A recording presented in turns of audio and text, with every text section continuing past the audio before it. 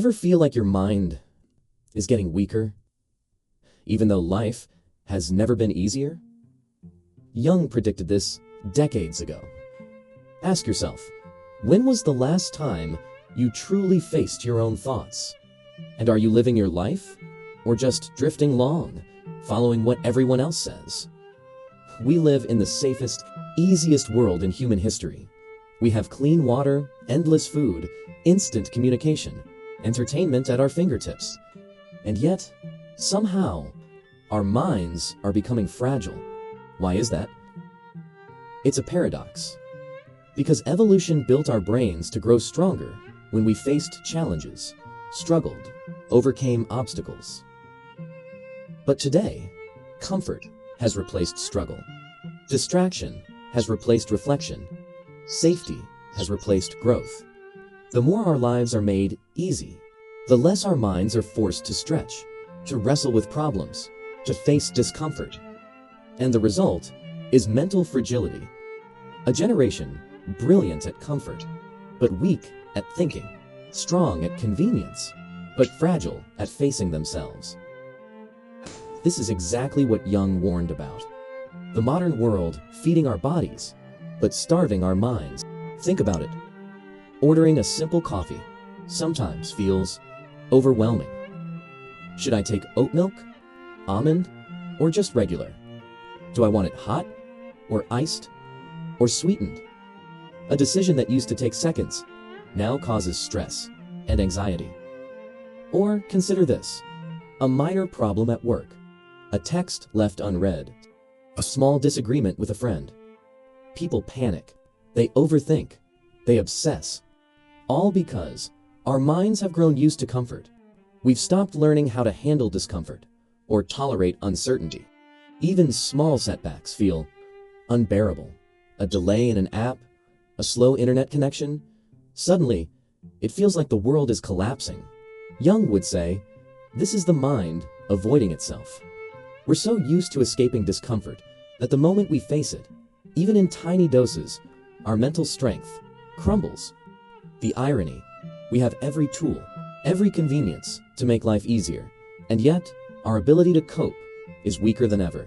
Jung warned decades ago that when we avoid our own inner world, we don't just stay weak, we become controlled without even knowing it. The parts of ourselves we refuse to see, our fears, our anger, our desires, don't disappear. Instead, they move into the shadows, into the unconscious, where they begin to guide our thoughts, our actions, even our decisions, without us realizing it. Think about it. Every time we scroll endlessly, distract ourselves, avoid reflection, we're handing over control to impulses we don't even notice. Jung called it the collective unconscious, the part of the mind that moves like a herd. And if we ignore our own inner world, we become part of that herd, reacting, following, being guided without ever questioning. This is the real danger of avoiding yourself.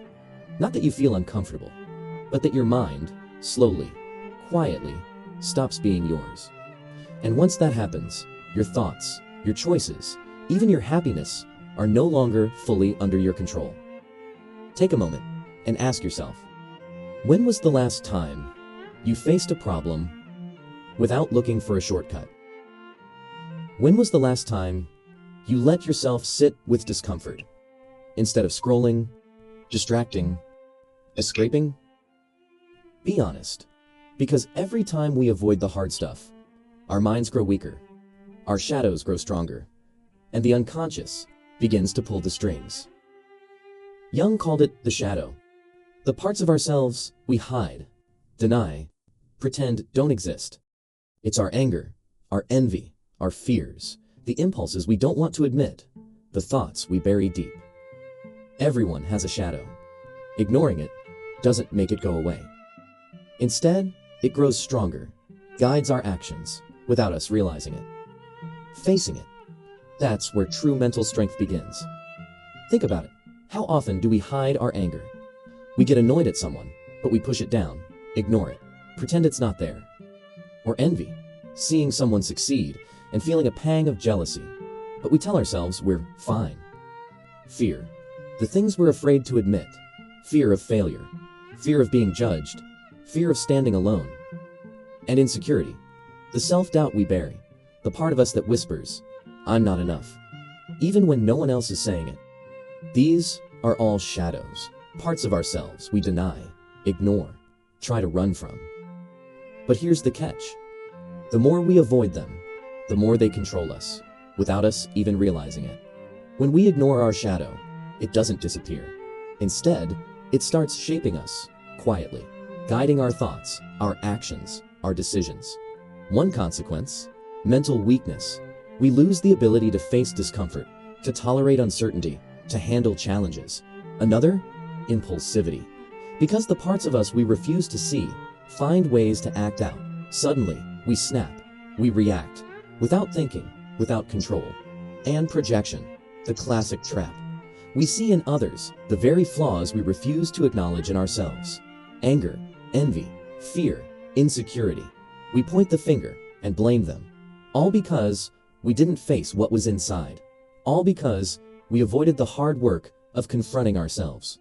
Jung warned, this is the slow erosion of the mind, the unconscious taking the wheel while we drift, unaware. Take a moment and ask yourself, when was the last time you admitted a flaw to yourself? Not to anyone else, not online, not in passing, but truly, honestly, looked at yourself and said, "I see this, and I take responsibility for it." It's uncomfortable, because facing the truth about yourself is not easy. But every time you do, you weaken the grip of the shadow and strengthen your mind. Jung said, we're not just individuals, we're connected through something he called the collective unconscious. Think of it like a hidden current, a river of thoughts, emotions, and patterns flowing through all of us, whether we notice it or not. It's why trends catch on, why everyone seems to think the same way, why people suddenly start panicking or cheering together. It's herd behavior, the invisible force that nudges us to follow, to imitate, to conform. Social media, the news, advertising, they all tap into this, rewarding emotion over reason, outrage over calm, attention over truth.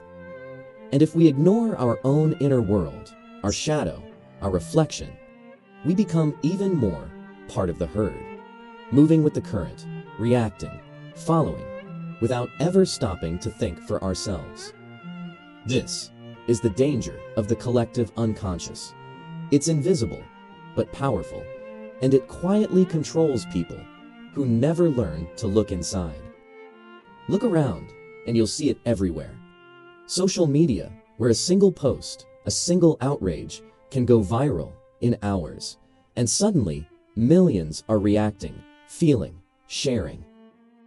Hype culture. Everyone chasing the next trend, the newest gadget, the viral challenge, because the herd is moving, and we follow, without asking why. And viral outrage. People get angry, offended, not always because of what actually happened, but because everyone else is angry too, and we get swept up, automatically, unconsciously. Jung would say, this is the collective unconscious, guiding us, nudging us, making us part of the crowd, while we think we're acting freely. The more we ignore our inner world, our shadow, our reflection, the more the herd, the trends, the algorithms take control of our minds.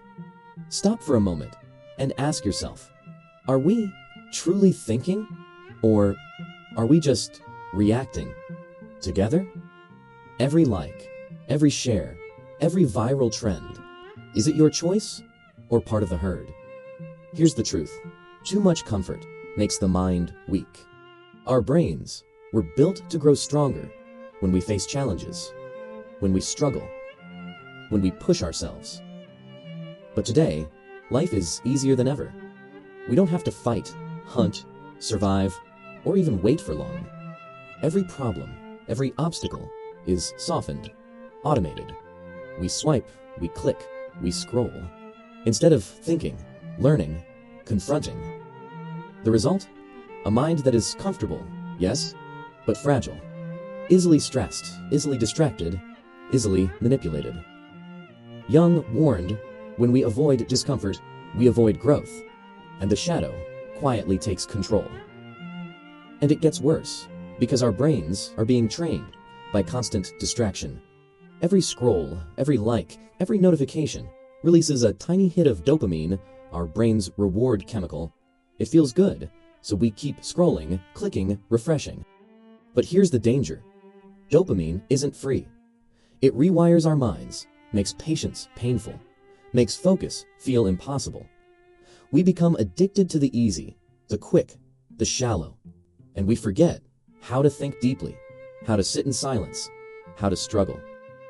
The world gives us comfort, entertainment, distraction, and in return, it slowly, quietly weakens our mental muscles. Jung would say, we are avoiding the inner work and letting our unconscious take the reins. Think about our grandparents, or even great-grandparents. They grew up facing real challenges, walking miles to school, working long hours, facing illness, scarcity, uncertainty. Today, we rarely face true hardship. A tough day at work, a slow internet connection, or a small personal setback feels unbearable. We've traded struggle for comfort. We've traded patience for instant gratification. And the cost is a mind that's fragile, easily stressed, easily manipulated, easily distracted. Jung would say, when life removes the challenge, the mind loses its strength, and we hand over power to anything that promises comfort. Stop and ask yourself, are we letting the world train us to be weak? Every swipe, every click, every shortcut is a tiny lesson, teaching our minds to avoid struggle, to crave comfort. And the more we follow, the less we think for ourselves. The weaker our mental muscles, the more the unconscious quietly takes control. Jung warned, when we outsource our thinking, we surrender the very thing that makes us human, our ability to reflect, to question, to grow. We're living in an age where information never stops. News, social media, notifications, endless articles, videos, posts, all screaming for our attention. And yet, the more information we have, the less we seem to understand. It's a paradox, because our minds aren't built to process so much, so fast, so fragmented. Instead of thinking deeply, we skim, we scroll, we consume shallow bites of knowledge and mistake it for true understanding. Jung would say, this is the danger of avoiding reflection. The mind becomes reactive, superficial, unable to see patterns, unable to question, unable to think for itself. And it gets worse, because the world isn't neutral. Social media, search engines, apps, they're designed to grab your attention. And what gets attention is not reason, not calm reflection. It's emotion, outrage, fear, excitement, the things that make us react without thinking. Reward the loudest, the angriest, the simplest, while nuance, patience, depth get buried, unseen, ignored. So instead of learning, we react. Instead of reflecting, we imitate. Instead of thinking, we follow. Jung warned, when the mind avoids its own reflection, it becomes a puppet, pulled by whatever emotion is loudest. Take a moment and ask yourself, when was the last time you really thought before reacting? Not just scrolling, liking, sharing, not just repeating what everyone else says, but stopping, reflecting, analyzing. How often do we give ourselves that space in a world that rewards speed and punishes reflection? Jung would say, this space, this pause, is where true thinking, true consciousness begins. Here's the hard truth. If we don't think deeply, we're not in control of our own minds. Jung warned, our unconscious is always active, always influencing, always guiding. The habits we ignore, the emotions we deny, the patterns we never reflect on, don't disappear. Instead, they take the wheel, shaping our decisions, our reactions, even the way we see the world, without us realizing it. Every time we act without thinking, every time we follow trends blindly, every time we let comfort win over reflection, we're handing power to the unconscious instead of ourselves. Jung said, "The mind that avoids its own depths becomes a puppet, moving to forces it cannot see." Step 1. Face your shadow. The shadow, remember, is everything inside you've denied, ignored, or buried. Your anger, your envy, your fears, your insecurities, the thoughts you avoid admitting even to yourself. They live there, quietly guiding your actions. Most people never want to look there. It's uncomfortable. It's scary. It forces honesty, vulnerability, and self-reflection. But here's the key. Jung said, only by confronting the shadow, by seeing it and accepting it, can we begin to regain control. When you face it, you stop being manipulated by what you don't see. You bring the unconscious into the light of awareness. It's not easy, it's not quick, but every time you recognize a hidden fear or admit a suppressed desire, your mind grows stronger. Your clarity sharpens. Face the shadow, because only then you can begin the journey toward true mental strength. In a world that never stops, where notifications, messages, and noise constantly demand your attention, true thinking has become rare. Jung believed that solitude is not loneliness. It's the space where your mind can breathe, where your consciousness can expand. When you sit with yourself, without distractions, without screens, you start to notice patterns in your thoughts, hidden fears, repetitive behaviors, and the ways the unconscious has been guiding you. Reflection allows you to question, to pause before reacting, to see yourself clearly, instead of being swept along by the crowd. It's uncomfortable at first. Your mind resists silence. It craves distraction. But with practice, solitude becomes a tool, a sanctuary for clarity, and the foundation of mental strength. In a world that never stops, where notifications, messages, and noise constantly demand your attention, true thinking has become rare. We are not just individuals. We are part of a larger current, a collective unconscious that shapes thoughts, trends, and emotions. Jung warned that when we ignore our inner world, we become easy to influence, swept along by the herd, reacting instead of thinking, following instead of leading. Social media, viral trends, hype culture, they all tap into this invisible force, rewarding emotion over reason, outrage over reflection, and imitation over independent thought. Becoming aware of this influence is the first step in breaking free. Notice when your opinions, fears, or desires aren't truly yours, but borrowed from the crowd.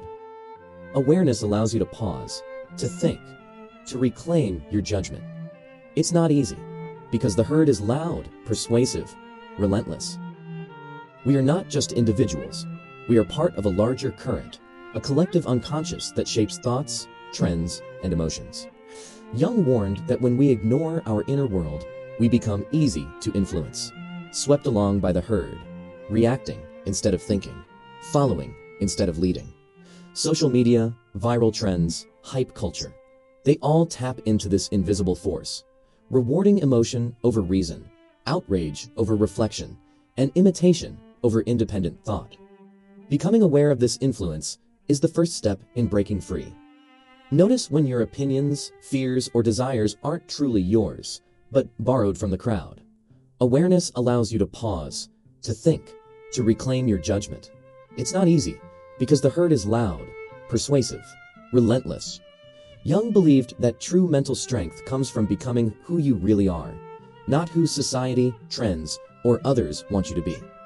Individuation is the journey of self-discovery, facing your shadow, embracing your strengths and weaknesses, and understanding your deepest desires and fears. It's about peeling away the layers of influence, the expectations, the roles you've been told to play, and finding the person underneath, the one who thinks, feels, and chooses freely. This path isn't easy, because it often goes against the crowd, against convenience, against comfort. But when you connect with your authentic self, you reclaim your power, your clarity, your freedom. Step 4. Individuation. It's not just self-discovery. It's the ultimate act of mental strength and the foundation for living consciously in a world that rewards distraction. Take a moment and really think. When was the last time you paused and questioned your own thoughts? When did you last sit in silence without reaching for your phone and just faced your mind? What parts of yourself are you avoiding? What truths are uncomfortable but necessary to see? Have you noticed how much of what you believe comes from the crowd or from habits you never examined? Are you acting or just reacting? Think about the times you've followed trends, shared opinions without questioning, chased comfort instead of challenge. And now, ask yourself again, what could change if you faced your shadow, embraced solitude, challenged the herd, and reclaimed your authentic self? These questions aren't meant to be answered quickly. They're meant to linger, to grow, to awaken awareness. Because every pause, every moment of reflection is a step to your mental strength and freedom of thought. Think for a moment. When was the last time you sat in silence, without reaching for your phone, without scrolling through feeds, and just listened to your own thoughts? When did you last face a problem without looking for a shortcut, without asking someone else what to do first, and trusted yourself to figure it out? When was the last time you admitted even a small flaw to yourself, without hiding, blaming, or distracting yourself? When did you pause and notice how much of what you believe might actually come from the crowd, from trends, from noise, rather than from your own reflection? These moments, they may feel uncomfortable, even unsettling, but they are the seeds of awareness and the first step toward real mental strength. Are you living your life or someone else's narrative? Have your choices been yours, or have they been shaped by trends, by pressure, by the noise of the crowd? Are your thoughts truly your own, or just echoes of everything you've consumed without ever questioning? Because if you don't choose your path, the world will choose it for you. True mental strength doesn't come from comfort. It doesn't come from escaping reality or scrolling, distracting, avoiding. It comes from facing yourself fully, honestly, without excuses. It comes from confronting your shadow, embracing your fears, acknowledging your flaws, and understanding your deepest desires. It comes from sitting in silence, reflecting on your thoughts, questioning the crowd, and reclaiming your own judgment. The world will always offer comfort, always push distraction, always reward imitation. But the mind that faces reality, the mind that dares to pause, to think, to reflect, is a mind that cannot be controlled, cannot be manipulated, cannot be broken. Jung warned us decades ago that avoiding the inner self hands power to the unconscious, to trends, to the herd. But the opposite is also true. When you face yourself, when you confront the shadow, when you live consciously, you awaken strength, clarity, and freedom. The kind that no algorithm, trend, or distraction can touch. So ask yourself one final time, are you living your life or someone else's narrative? The answer is the beginning of your true mental strength. An awakened mind is unpredictable, creative, and free. It doesn't follow the crowd blindly. It doesn't chase comfort. It doesn't bow to distraction. That's the mind Jung wanted us to reclaim. A mind that faces its shadow, that reflects, that questions, that thinks for itself. That is true mental strength. So pause, reflect, and choose to awaken your mind today. Because once you do, freedom isn't just a concept. It becomes your reality. Remember, the revolution of the mind doesn't start outside. It begins within you. Every pause, every moment of reflection, every choice to face yourself is a spark, a step toward awakening, toward freedom, toward true mental strength. An awakened mind is unpredictable, creative, and free. That's the mind Jung wanted us to reclaim. To conclude, we live in a world full of comfort, distraction, and noise. Our minds are constantly pulled outward, rarely turned inward. Jung warned us decades ago, avoid your inner self, and unconscious forces take control. But there is hope. True mental strength comes from facing your shadow, embracing solitude, questioning the herd, and discovering your authentic self. Reflection, awareness, courage. These are the tools to reclaim your mind, your clarity, your freedom. The revolution of the mind begins within you. An awakened mind is unpredictable, creative, and free. That's the mind Jung wanted us to reclaim. So pause, reflect, think, and start your journey toward true mental strength today.